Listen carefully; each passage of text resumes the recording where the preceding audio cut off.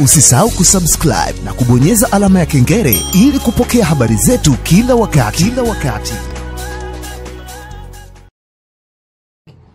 Unless wewe umevitupa hivyo vyote. Kwa mfano kama jana Haji hakuwa anazungumza kama afisa habari tena kwa sababu tena yeye hayupo. Lakini ubalozi alikuwa nao. Huwezi kuacha kwa sababu ni balozi na unawakilisha ile taasisi unayofanyia ubalozi popote unapokuwa. Kwa hiyo ili sasa kuwewe uwe balozi wanakutafuta kwa merits na wala sio favoritism.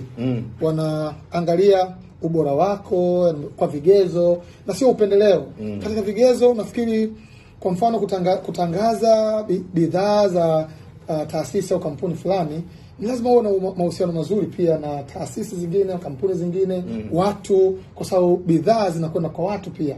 Lakini mimi nadhani jana Haji yeye hakujua na wala taasisi anayoiwakilisha haikujua pia kwamba Bahresa Groups wangejua kwamba Haji anakwenda kupambana dhidi ya Mohamed Dewji ambaye ni mmiliki wa makampuni mengine ambayo yanatengeneza products zinazoshindana kibiashara sokoni na makampuni ya Bahresa, wala wasingemruhusu na kumpa platform nyingine. Kwa mfano imekaa hivi, Mohamed ana makampuni yake ambayo yanashindana kibiashara na makampuni ya Bahresa.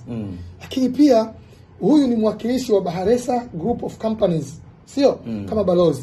Alafu Azam TV ni miongoni mwa makampuni ya Bahresa Group of Companies.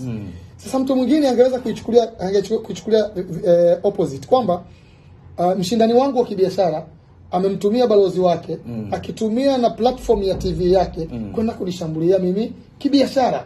Sio kwa sababu kuna product za Mohamed zimetajwa kwamba ziko kwenye kama jezi za Sudani zinawekwa pale apati ya sala. Yaani ni kama vile unamshambulia mshindani wako lakini yaani unashindana na mtu kwa kutumia njia ambazo sio sahihi. Mimi ungetaka kulielewa hili ambalo nalizungumza, Haji angekuwa jana amemzungumza vibaya au namna alivyozungumza, angemzungumza mtu kama Yusuf Manji akiwa na ushindani na kampuni nyingine.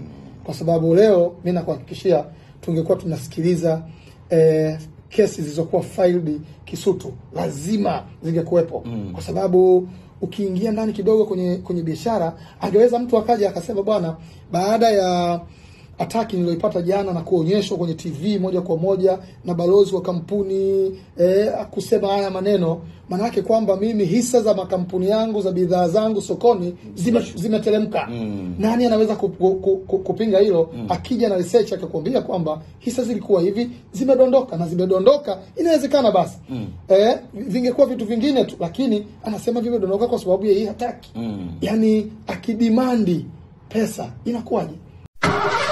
New Vision VTC Driving School ni shule yenye uzoefu wa kutosha katika kutoa mafunzo ya udereva bora. Tunafundisha udereva kwa kutumia mashine za kisasa ziitwazo Sediro, Self Driving Instructor in a Room. Mwanafunzi anajifunza udereva kwetu kama wanavyojifunza katika nchi zilizoendelea kama vile China na Uingereza. Mashine hizi zina faida zifuatazo: kumwezesha mwanafunzi kulifahamu gari kwa muda mfupi sana, kuondoa hali ya uoga kwa mwanafunzi, kumwezesha mwanafunzi kuzijua njia zote za kujihami na ajali, kumfanya mwanafunzi aone kuendesha gari ni kazi rahisi na rafiki. Tunao wakufunzi mahiri na wenye uzoefu mkubwa. Mafunzo yanaanza saa 12:30 asubuhi mpaka saa 11:30 jioni. Mafunzo yanafanyika katika mitaa mbalimbali ya Dar es Salaam. Unaweza kutupigia 0715847004 na 0754847004.